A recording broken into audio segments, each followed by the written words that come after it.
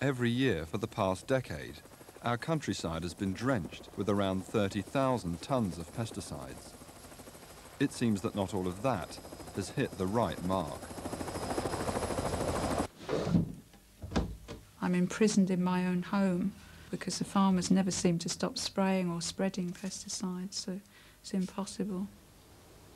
Some of the pesticides I feel as if I've had a pre-med just before an actual operation, and I just want to fall asleep and my muscles are so weak and I lose the grip in my hands. Then others, I just can't sit still. Frances Bolton has lived with epilepsy ever since childhood, but pesticides have had such a severe effect on her condition that the countryside she grew up in has now become a threat. I feel very annoyed because I no longer have choice in my life, and I love gardening, and I just can't do the garden here at all.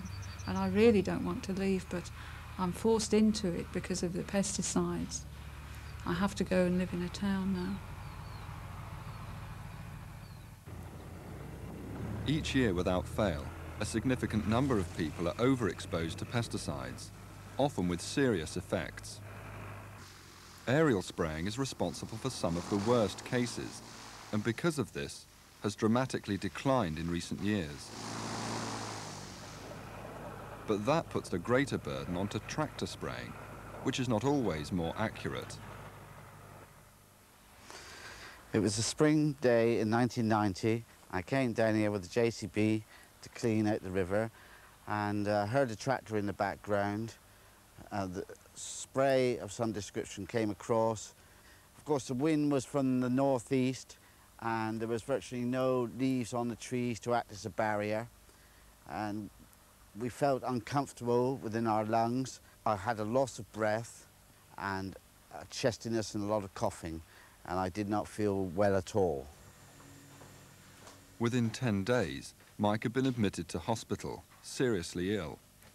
Doctors told him that his autoimmune system had been irreversibly damaged. Well, they classified it as rheumatoid arthritis, pharyngitis, thyroid gland problems and diabetes. It all came at the one time. But despite the near miraculous coincidence that he became disabled so soon after the spraying, doctors from his local health and safety executive were unable to establish a connection, and Mike was advised that he had no legal case against the farmer. Well, now I tend to look around to make sure that nobody's, you know, wandering around with a tractor or aerial spray, and I'm thinking back to when it happened to me, and it's quite frightening because it's changed my whole way of life. But not all of the experts are as doubtful about some pesticides' harmful effects.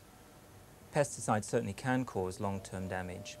If someone is severely exposed, say for example to an organophosphate pesticide, then that might cause muscle paralysis, which in turn could affect the breathing.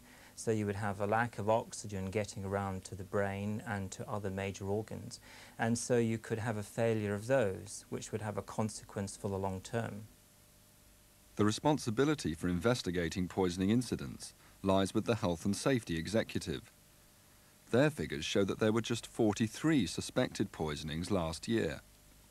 But there are a number of reasons to be sceptical of this total.